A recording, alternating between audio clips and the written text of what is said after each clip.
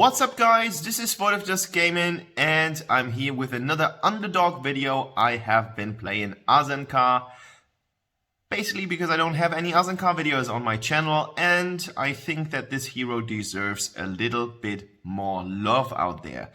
Of course he's not one of the strongest heroes. The super meta tier is dominated by the likes such as Liliana and everyone else, but AZZEN'KA is an old champion and I think he needs some coverage, and therefore I'm going to provide a video today.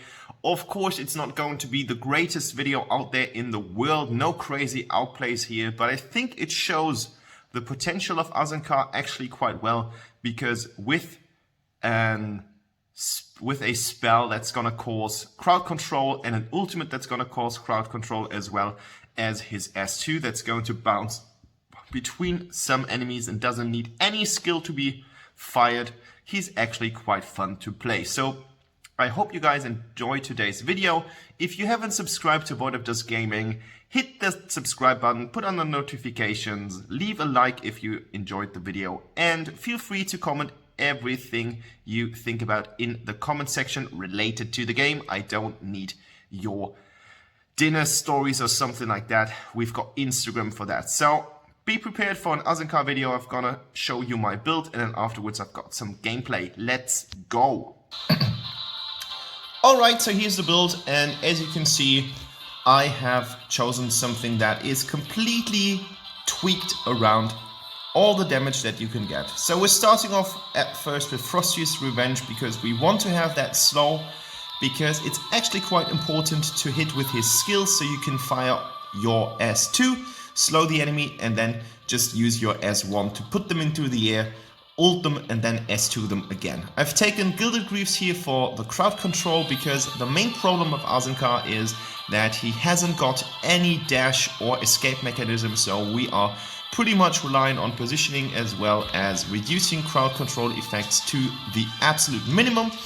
I've taken the Diadem here for the maximum damage output. That's a staple item. I'm not gonna discuss why or how you want to choose it. It's got so many benefits that you need to have it in every single build.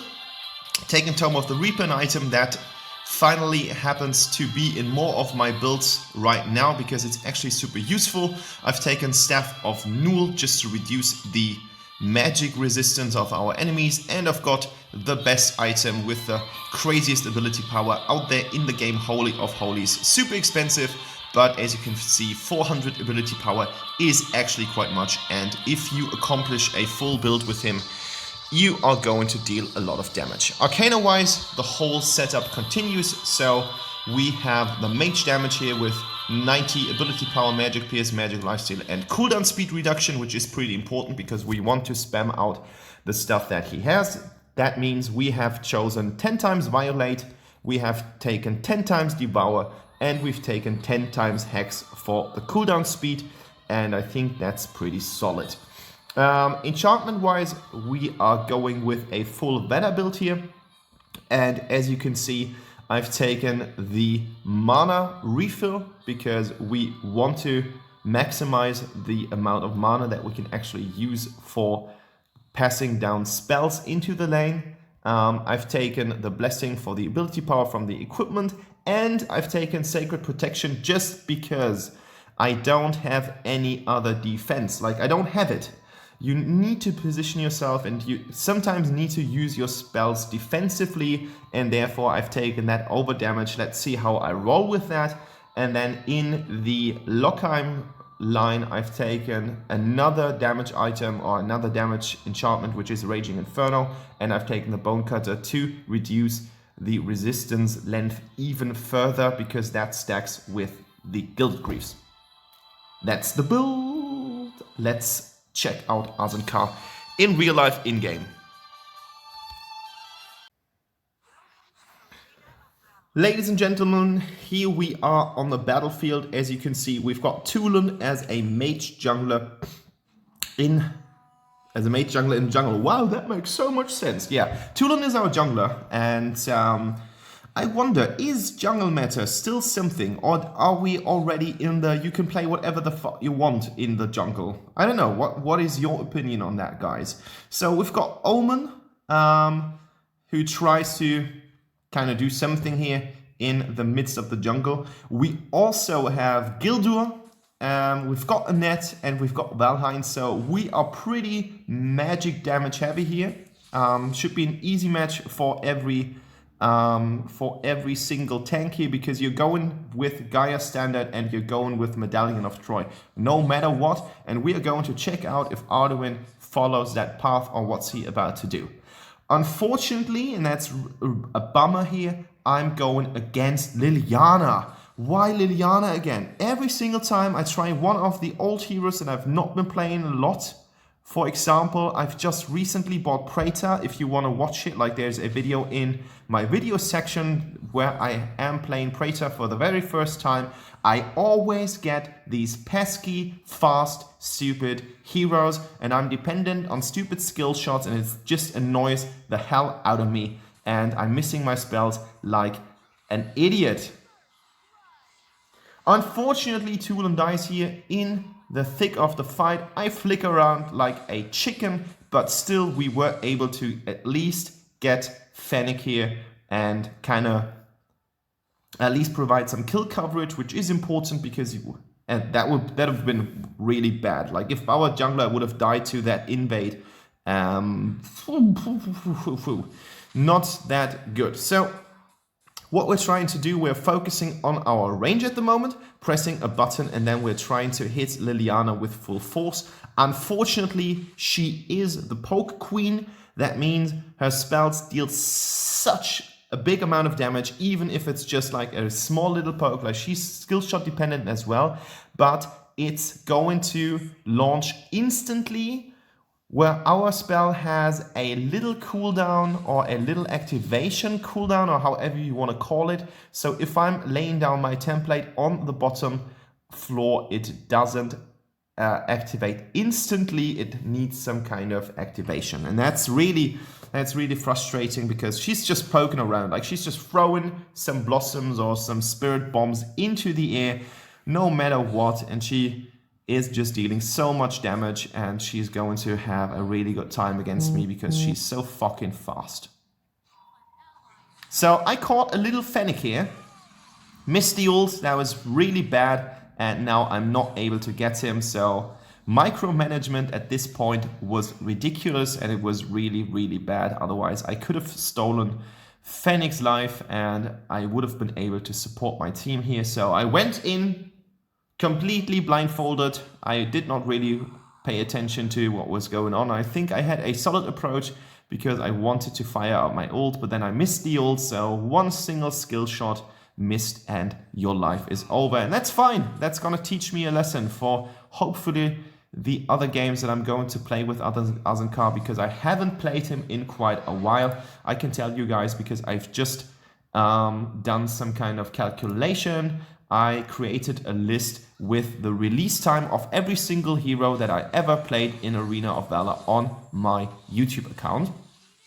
And thankfully I am rewarded with a double kill here because I put so much time and investment in it. So AZZEN'KA is at the beginning of the list, and AZZEN'KA was played at the 19th of December in 2019. So about 9 months ago I've been playing AZZEN'KA for the last time on this channel and for the first time on this channel, because there's just one single AZZEN'KA video on my channel. So I thought it might just be time to go with the Master of the Sands again and just try to check out how he changed with all the updates and all the meta changes and all the item changes, just for the very first time again. So here we are. That's the reason why you guys are seeing this video today. If you wondered why this might have been my choice right now. So Gildur needs to dash out here because the Spirit Bomb is on his heels. I always kind of like to refer to Liliana as the Naruto character. She's got all the Naruto stuff in it. She's got the Biju Bomb. She's got the Fox form. So, or Irie from Irie from League of Legends. And that was like brain dead, like brain AFK, brain went to holidays into some pandemic states or something like that. I was just literally busy with getting my items and I did not pay attention. Like when I was starting to pay attention, I was already dead. So I'm like, try to be a little bit more professional. That was the intention behind this, because the beginning of the game went not that well, but 2 kills in a row, and then I went in with the 3rd kill. Could have led to a really nice gold lead, but then I didn't.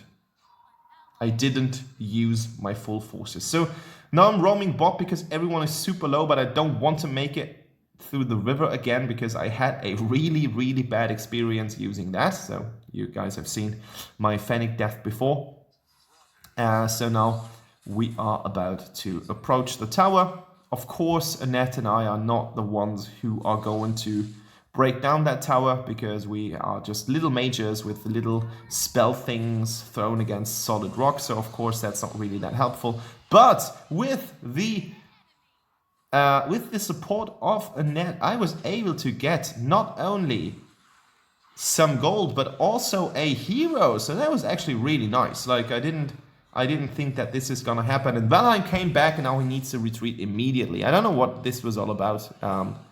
It was pretty sad because you are just basically teleporting between base and here, and that should not be your destination, my dear Valheim. But yeah, things like that do happen. I like to criticize other players just because of the fact that they can criticize me as well, because I do stupid stuff all the time, so that's fine. That's just fine. So we are about to get the Reaper thing. I've taken it in advance because I want to stop Liliana from healing up as soon as she gets some of the item stuff that she's about to build. So we're good on that. But then Fennec comes in and it's quite busy on the bottom lane. Our jungler is now rotating down. Might have been a little bit faster. Maybe we should have pinged a little bit more. But Valheim versus Valheim has a winner, and it's Valheim. Wow. Oh my god. I don't know if you guys know how I create my videos, but I'm not writing anything of that down. Like I don't have any script. I'm sitting here in my living room. I've got my smartphone in my hand, and basically what's coming out of my mouth makes it into the video. So that means that I need to correct myself from time to time if I'm telling something stupid or my English is bad. But that's the process of creation. I'm just talking to my smartphone, which is actually quite weird. Oh, it was quite weird in the beginning when I started to build up this channel. Talking to yourself on the internet or pretending that there is someone who's watching it, especially when I had like 10 followers or something, felt actually really, really awkward, like super out of place.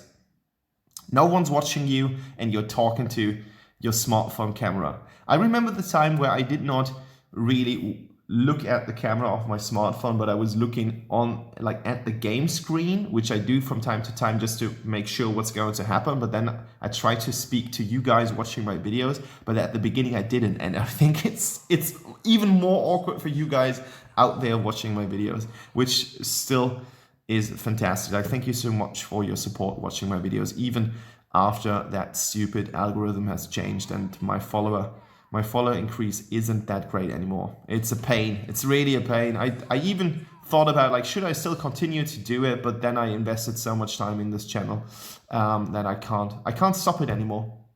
I will make this until the day that I die. I'm going to continue Arena of Valor content, even if Arena of Valor is not there anymore. Are you guys crazy about Wild Rift? Is that something that you're waiting for? Because mainly what I do get from Facebook and all the other social channels is that everyone hates Arena of Valor, but people are still playing it. So I'm always like, okay, guys, there are choices. Like, you can do something else. You can go outside, you can go to a bar, you can have a Coke, you can have a beer, you can just use that time differently. Like, no one forces you to play the game, because it's always like, big complaining, and then they're like, Wild Rift will change the scene. That will change the meta completely. Everyone will just go and dive into Wild Rift. And I know a lot of players who are playing League of Legends, so I'm always wondering, why would they take the smartphone over the PC? I don't really get it, because I wouldn't do it if I paid thousands of euros for a personal computer or laptop. I would not use my smartphone, and I know a lot of people who are not investing as much money in a smartphone as I do, because I always want to have like one of the latest smartphones in order to play video games using my smartphone. But I'm really curious about the fact, because I think the game is so hyped right now from the likes such as Shoko and other people. Yikes is doing a crazy job about that. That's a special case. I don't want to go into detail too much, but I'm really waiting if Wild Rift can live up to the legacy that League of Legends has already installed for that game. I'm curious, like, in the end it's the same company. We are all paying money for Tencent, and Tencent is then building stuff to kind of overwatch their citizens in China, because they're working with the Chinese government. So thanks Annette for helping me out here. That was really great. Otherwise I would have been super dead, which is even worse than being dead. So you guys might get an idea on how the flow of the game is actually evolving. So far from my AZZEN'KA experience, I'm glad. Like 5, 4, 6 is more than I have been dreaming about or asking it. So I'm good with the results so far. Like, I know I could have played a little bit better. Like 1 or 2 of the deaths are excusable or not excusable or debatable or avoidable, but I'm good. Like, in the end, I always remember it's a game, and as it is a game, it's nice. It's just there for fun reasons. So everyone should try to enjoy himself or herself as much as possible. And now I've got an abyssal enraged something dragon thing against me, trying to dealing stuff. And now we wiped up nearly the entire team of the enemy. First enemy is already going back, but now I need to go back to base and try to get some health back in order to advance, because I'm so low that Omen's Liliana's, like, Liliana pokes are really dangerous, even if you've got boots. I mean, I don't have any protection against something, because that would just basically mean that I would reduce the damage output that I have, so it's full damage or nothing. But my goodness, that's just ace. So much damage. So I'm trying to split push here a little bit, but as you can see, the only damage that's what I'm talking about. That was a combo of 2 spells. So gonna tell you something that's really, really ridiculous. If she would have changed to fox form and dashed into me, I might have been dead. And now I'm up against all these people. Yeah, I mean, positioning was stupid. Like, I was basically asking for being killed, so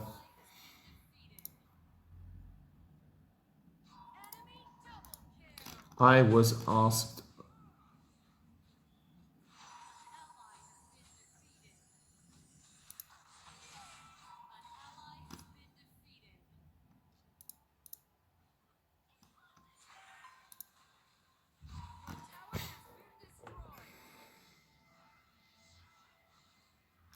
And I'm sorry, but that's about that. Like, I just wanted to show you some AZZEN'KA gameplay, and I know that this is a defeat, but I think sometimes you can learn more from a defeat than from a super flawless win, because what's a perfect game going to teach you? It was perfect. Well, wow, what lesson. Anyways, I'm quite good with the build. I think I need to tweak my my positioning a little bit, but then otherwise I'm fine. I think just AZZEN'KA isn't the strongest hero, but I did good damage, 21%. Best fight participation, and that's it. Like, second most gold, so I'm good. Thanks for watching, guys, and enjoy the rest of your evening. Bye, yo!